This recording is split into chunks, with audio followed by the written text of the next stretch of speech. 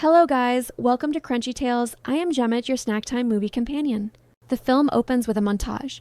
First, we see a woman standing at the very edge of death. A large briefcase lies beside her. In the next scene, the same woman is shown in handcuffs. She is badly injured, bleeding heavily. Then, in the third scene, she stands outside a burning building, wounded, exhausted, and ready to die. In the voiceover, we hear her say, "All of this is my own choice. Everything that's happening to me is because of my own decisions." The scene shifts into a flashback sometime earlier. The woman's name is Barbara. She works as a seamstress specializing in custom stitching. Her home is filled with strangely embroidered portraits. Each portrait has an invisible thread. When pulled, it plays a sound, like a recorded memory frozen in time. Most of these recordings are of her mother, who is no longer alive. Barbara has never truly recovered from her mother's death. On top of that, she lives alone and struggles to run her clothing shop by herself. She has a rare skill. She creates talking portraits, stitched artworks that also play recorded voices. But hardly any customers ever visit her shop. No customers means no business. One day, Barbara goes to her client Grace's house to stitch her wedding dress. Barbara is a mobile seamstress. She carries her sewing tools and works directly at people's homes. At Grace's house, she begins stitching a button onto the wedding dress. Suddenly, Grace opens Barbara's sewing box without asking. Barbara gets distracted. The button slips from her fingers and rolls across the floor toward an air vent. Barbara wants to retrieve it quietly, but she is already angry. Out of spite, she deliberately pushes the button into the vent. She pretends it was an accident and says she has an extra button back at her shop. Grace becomes furious. There are only a few hours left before her wedding. Barbara quickly pins the dress with the safety pin and leaves in a hurry. Barbara gets into her car and drives off to collect the extra button. This time, instead of her usual route, she takes a different road. After driving a short distance, she comes across a horrific accident scene. Two motorcycles have collided. Drugs and guns are scattered across the road. A large briefcase lies nearby, immediately catching Barbara's eye. Both bikers are badly injured, yet they are still fighting each other. Barbara is completely shocked. Her first instinct is to call the authorities. But the very next moment, a different thought crosses her mind. Then a brilliant idea forms. She is drowning in financial problems. No customers, no money. Life has become unbearable. So she decides to do something terrible. Barbara opens her sewing box. She takes out 2 thread rolls and carefully wraps the threads around her car. Then she slowly winds the threads around the injured men and even around their guns. She drags one of the motorcyclists to the opposite side of the road. When everything is set, Barbara gets into her car and drives away. The threads trail behind the moving car, forming a deadly mechanism. The guns are pulled toward the injured men, ending up back in their hands. Moments later, they shoot each other. It appears both men die on the spot. Barbara reverses the car, grabs the briefcase, and escapes. She believes she has fooled everyone and stolen the money cleanly. But after driving some distance, she notices the threads still hanging from her car. She stops immediately to check and realizes one needle is missing. The needle engraved with her shop's name. Panicking, she returns to the crime scene. Luckily, she finds the needle, stuck in one man's hand. As she pulls it out, the needle falls to the ground. Suddenly, the man moves and reaches for his gun. Barbara panics, grabs the gun, and leaves her fingerprints on it. Now she is deeply trapped in the crime. In fear, she throws both guns away and drags the injured man, Bag, into her car. She drives off with him, but the needle she came for is still lying on the road. At her shop, Barbara secretly brings Bag inside and ties up his hands and feet. Using sewing machines, knots, and ropes, she builds a pulley-like system and hoists him upward. Just as she begins to relax, the doorbell rings. Bag struggles upstairs. Barbara stuffs cloth into his helmet and runs downstairs. At the door stands Grace, angry, stressed, and already late for her wedding. She demands that her dress be fixed immediately. Barbara quickly stitches the button and sends Grace away. She rushes back upstairs and removes the cloth from Bag's mouth. Bag urgently tells her they are both in serious trouble. The man he shot, his father, might come after them. A knock is heard again.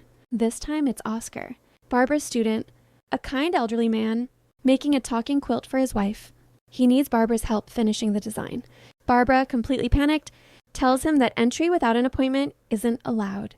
Meanwhile, Bag tries to call for help, but his mouth is still restrained. Using the ropes, he crawls into the briefcase, drags it to the edge, and throws it down to attract attention. Luckily, Oscar has already left. Barbara narrowly escapes suspicion. Barbara immediately prepares her next plan. Using all her sewing knowledge, she sets up a gun trap at the door. She ties Bag into a loop of threads and connects thread mechanisms throughout the house. Once everything is ready, Barbara waits behind the counter with the briefcase. Suddenly, Hudson arrives with his guard, gun in hand. As soon as he opens the gate, the thread trap activates. His gun arm is yanked upward. Bag swings down on ropes, aiming to shoot, but the gun has no bullets. Hudson gets time to react.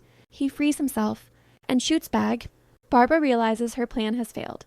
She grabs the briefcase and runs into the woods. Hudson shoots her in the leg. She falls. He pulls out one of her threads and strangles her with it until she nearly blacks out.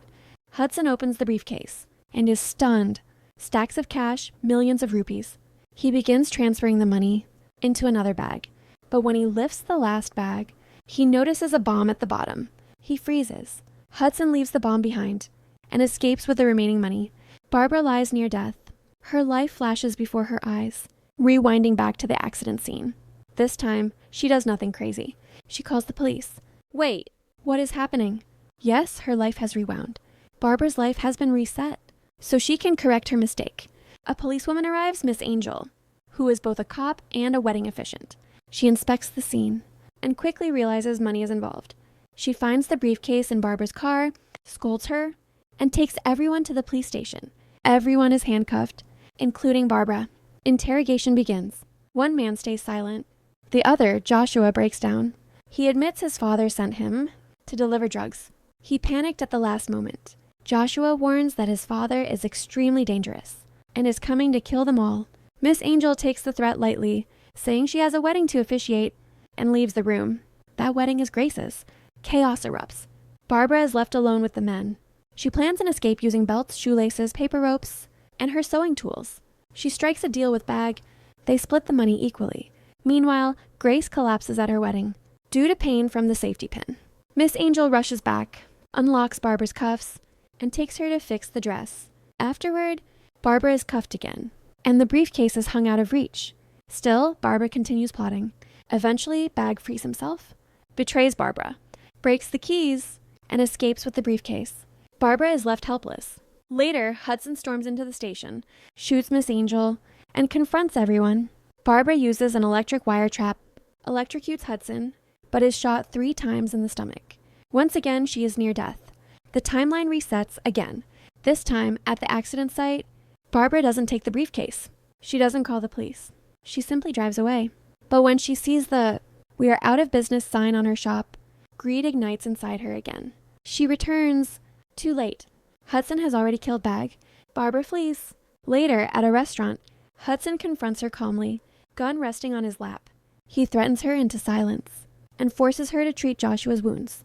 Barbara eventually turns the tables. Using her threads one last time, Joshua shoots his own father. Hudson dies. Barbara takes the briefcase and escapes. At home, she breaks open the briefcase. Bundles of cash spill out. Crying, she spreads them across her lawn. But the bomb activates. Her house explodes. Once again, Barbara dies. The story rewinds to the dress scene one final time. This time, when the button falls, Barbara picks it up and sews it back properly. She doesn't ruin Grace's day. She takes her usual route, away from the accident site. Later, Hudson stops her, asks for directions, throws cash into her car, and tells her to forget everything. He leaves. Barbara smiles in disbelief. At last, she receives the result of her choice, and the movie ends.